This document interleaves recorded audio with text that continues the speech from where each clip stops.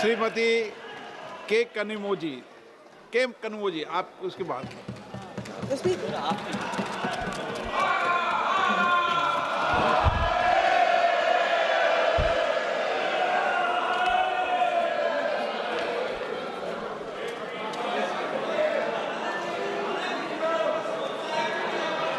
Thank you, sir. I take this opportunity. Sir, the house is not in order. Not in order. House in order. The time should be excluded. हो जाएगा। Please अपनी अपनी seat पे बैठिए please.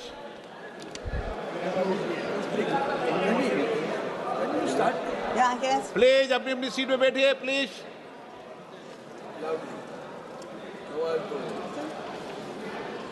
Thank you, sir. I take this opportunity to thank my party for giving me this opportunity to speak on this very important issue. And I like to say, the Home Minister in his speech pointed out saying, he made it sound like we are less patriotic. We have never failed this nation. Yes. So DMK was the first party which took out a rally at the Chief Minister, Mr. M.K. Stalin. Muthuvel Karunanidhi Stalin was the first Chief Minister to take out a rally in support of our defense forces.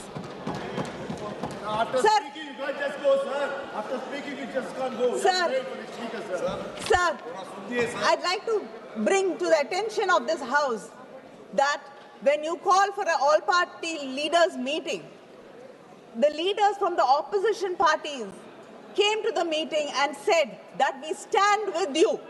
Yeah. We stood with this country. You are against us. I think you go back, reinvent history in all your speeches. I don't think even the Congress people remember Jawaharlal Nehru ji as much as you do. But I should thank you for that. Because of you, so many young people in Tamil Nadu have gone back to read Periyar and Ambedkar.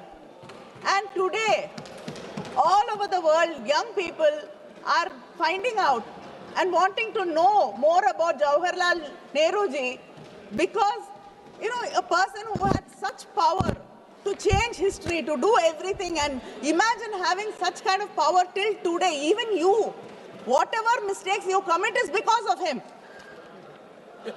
So people are really intrigued by that great leader, that students are going and reading about him. So I think the Congress and the opposition must be grateful to you.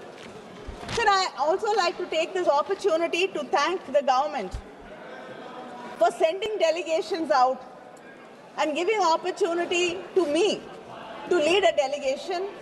The minister is here. Honourable member, please, just a minute. Please, other members, please be seated. माननीय सदस्यगण सब लोग बैठ जाइए। माननीय सदस्यगण सब बैठ जाइए सब। Please. No. You are not allowed. No. You are not allowed, Tagore sahab. Please, madam, start. Please be seated. Please start. Sir, I think for the first time, the BJP has shown some confidence in the opposition, and they have sent us out as leaders of delegations, as part of delegation, to represent this country. I thank them. But also I would like to say, if an opportunity to lead these delegations did not arise, we would have been happier and more grateful. Why did these delegations have to go?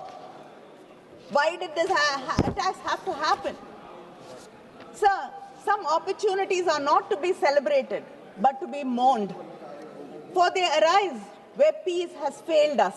Absolutely. And it stems from the deepest of pain. Absolutely. We had to go on these delegations because peace has failed us. And you had failed the people of India. Yes. Absolutely.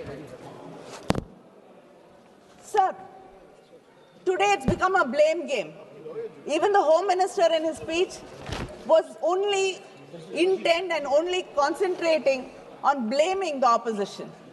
You should understand, and as you proudly say, you are here in power the third term. And yesterday, the Home Minister in one of his interventions said that we are going to be here for another 20 years. We don't mind being here for another 20 years. In democracy, the people are the greatest and they are the supreme power. If people want to keep us here, we will bow our head in front of them and stay here. But it should not be the Election Commission and SIR which is keeping us here. And we need to protect democracy. That I hope that the next discussion will be about protecting democracy and the election system in this country. Sir, you keep talking about, the Prime Minister was there in Tamil Nadu. Suddenly they've discovered, before every election they discover great love and pride in Tamil culture. But just a few months before that, they do not want to accept the greatness of the Keeladi findings. You do not want us to talk about the greatness of Tamil Nadu, where our Chief Minister says that from Tamil Nadu is where the history of India shall be written. But you came to Gangaikonda Cholapuram. Remember the name, Gangaikonda Cholapuram. Gangaiயை கொண்டவனவன், கங்கையை வென்றவனவன், தமிழன் கங்கையை வெல்லுவான், நினைவில் வைத்துக் கொள்ளுங்கள். Sir, you keep saying that you are Vishwaguru. I want to know, what did the Vishwaguru, every time there is an attack, this is not the first time. Just this year, in May 24, in Jaipur, there was an attack. Again, pilgrims, because of 33 of them were injured and 9 people died because of terrorist attack. Again, in October, there was an attack. In November, there was an attack in Srinagar. And in April, Pahalgam. In Pulwama, they brought 240 kgs of RDX. We don't have any answers. Every time there is an attack, you say it will not happen again. What has the Vishwaguru learnt? Vishwaguru is not teaching anybody anything. But what have you learnt? You have not even learnt humility. When Mumbai attacks happened, the Prime Minister of this country came out and apologized to the people of this country, saying that this should not have happened and we should have prevented it. Learn the humility from him. He is no more. Who takes responsibility for what happened to the people in Pahalgam? They were innocent tourists. They believed you, trusted you, and came there thinking it is a safe place.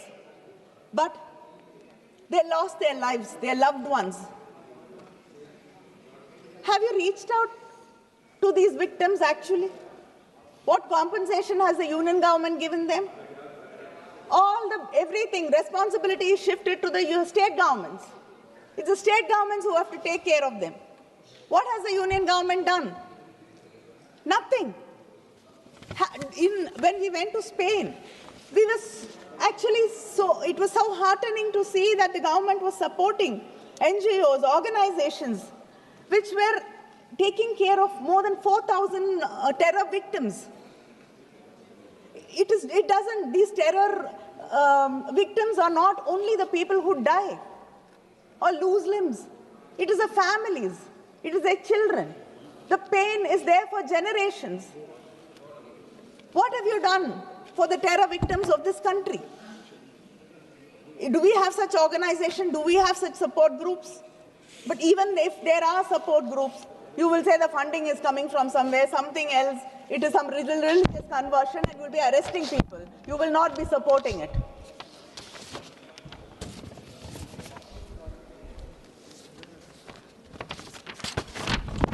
So, the Home Minister, when he spoke about what great achievements they've made in Jammu and Kashmir. I'd like to know, what was the department doing when the RAW and IB, they said that there were suspicious activities there.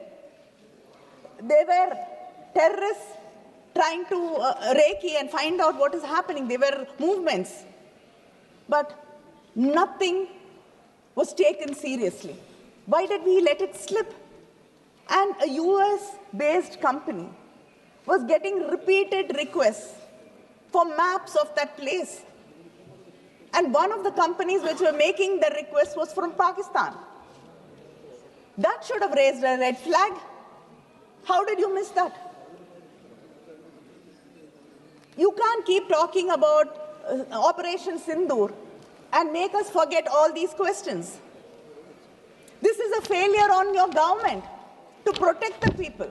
Don't go back and keep blaming something which happened 100 years ago, 50 years ago, 25 years ago. Talk about today. The government is in your hands. You are responsible for the people of this country. Why did you not protect them? Why did you fail?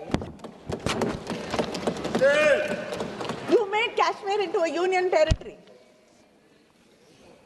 But you've cut the budget for the policing there by 464 crores. It is a territory which has to be protected. And over 8 years, there's a delay in posting 4,000 constables. What kind of protection are we talking about? What kind of security are we talking about? And we all believe that, tourism, because Kashmir depends on tourism. The Chief Minister was so happy that, again, there is tourists coming there. But people invested in hotels, in restaurants, in homestays, so that tourists will come and they will have a better life. But today, 13 lakh bookings have been cancelled. What a shame. What happens to the life of these people who've taken bank loans, who borrowed and invested? How are you compensating them? Do you even care about them? So I'd like to remind you that India stood together. I give you credit for sending us. We would not think which religion we belong to, which language we spoke, which party we came from, east, west, south, north, nothing. But we stood with you. The opposition stood with you. The soldiers. With the soldiers, with you, with the country. We had Muslims in the delegation. We had Christians in the delegations. We had atheists in the delegation. We have, people from different parts of this country. We all went together and stood for India. You realize this when you had to convince the international community. But why is your politics in India so divisive? Very good. Very good. Shame on you. Why are you dividing this country by your politics? Why are you basing it on religion? Shame. So the hate speeches by your own leaders has gone up by 74%. Shame. Shame. And any media which brings it to notice is against India. Anybody who asks questions against you are anti-national, Naxals. Any media house outside the country or within the country questions you, raises a doubt, we are against this nation. Why? Why do you want to divide this nation? We want this nation to be one. Yes, yes. You should decide whether you want it to be one or not. Don't divide us. Unity is our strength, and we shall stand together. I want to know, what did you do to a minister who shamed Sophia Qureshi? Madhya Pradesh. A minister from Madhya Pradesh BJP. said something atrocious against a person who has given her life to protect this country. What a shame.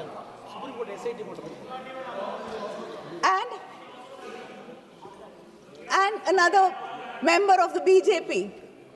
He shames the victims, saying they did not have the spirit of warriors. Who decides what is the spirit of a warrior? What action have you taken against these people? Nothing. Has any leader condemned them? No. Your own officer, Mr. Vikram Mistry, his family was trolled, condemned, insulted. Shameful. Did somebody come out in support? Own officers. Sir, you should understand that dividing this country, not standing by its people when they need them, is not what we expect out of a government. When we stand by you, and yet you do not trust us, you do not believe us. After Operation Sindoor, before the Operation Sindoor, everybody came together, said we stand by you. After that, we all went, rallied behind you and said we justify what the government did. We stand by the government of India. Have you ever invited the leaders from the opposition after that and explained to us what happened? I want to believe you. I do not. உங்களை நான் எந்த விதத்திலையும் ஏத்துக்க தயாராக இல்லை. உங்களுடைய ஐடியாலஜியாக இருக்கட்டும், நீங்க இந்த நாட்டில் விதைக்கக்கூடிய விஷ விதைகளாக இருக்கட்டும், அவை வேறறுக்கப்பட வேண்டும் என்பதிலே எனக்கு இருவேறு கருத்துக்கள் கிடையாது. ஆனால் இந்த நாடு என்று வரும் பொழுது இந்த நாட்டின் இறையாண்மையை நான் நம்புகிறேன். ஆனால் இன்னொரு நாட்டிலே இருக்கக்கூடிய ஒரு தலைவர் குறைந்தபட்சம் 25 முறை இந்த பாகிஸ்தானுக்கும் இந்தியாவிற்கும் இடையே போர் நிறுத்தத்தை கொண்டு வந்தது நான் என்று சொல்கிறார். I don't want to believe him. I want to believe you. But what narrative have you set for me to believe?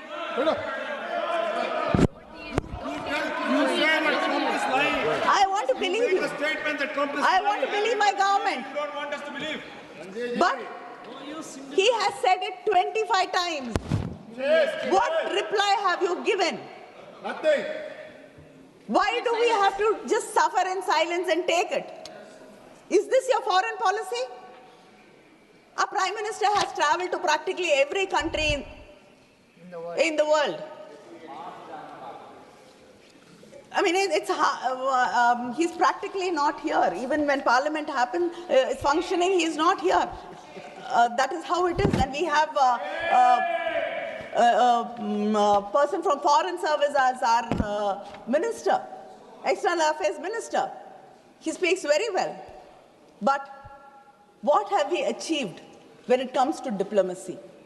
Even Pakistan had 2 countries supporting him. Has anybody come out openly and condemned what Pakistan did in this soil and continues to do? Is this your foreign policy? Do you have no friends?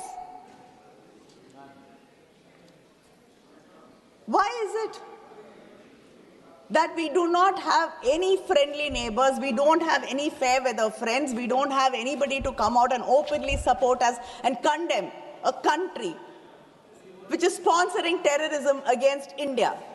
Haven't you failed? Yes. In your diplomacy? To bring examples from Tamil Nadu, I think you have the best relationship with Sri Lanka today. You even landed an amazing deal for one of your friends, which the Congress, I think, sadly is not capable of doing when it was in power. But you have achieved that. But still, our fishermen get arrested every day and our chief minister has to write to you. Their boats are not released.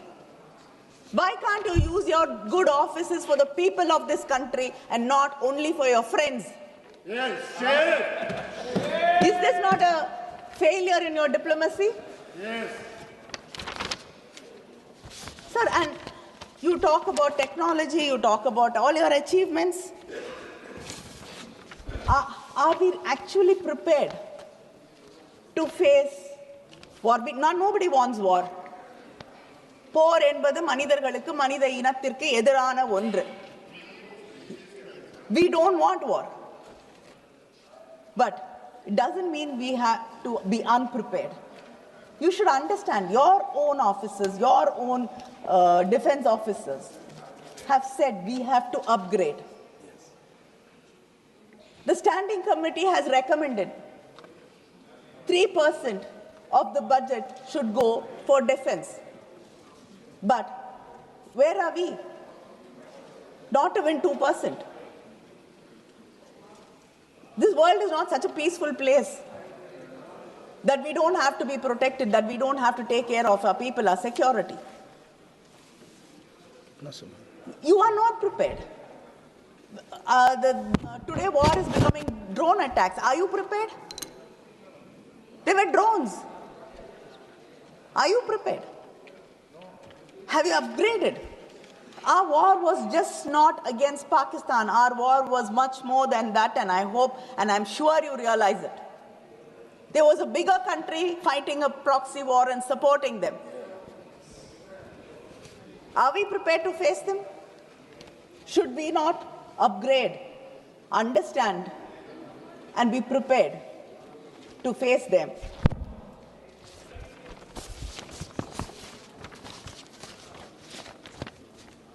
And I'd like to end my speech saying that the Vishwaguru has failed us. The Vishwaguru has not learnt any lessons.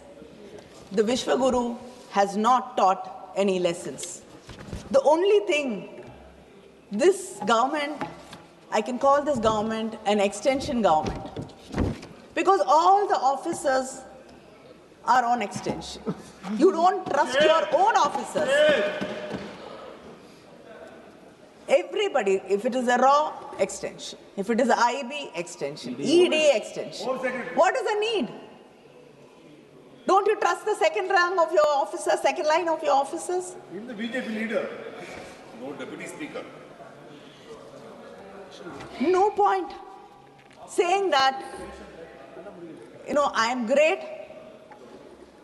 I am the greatest leader in this world. I lead.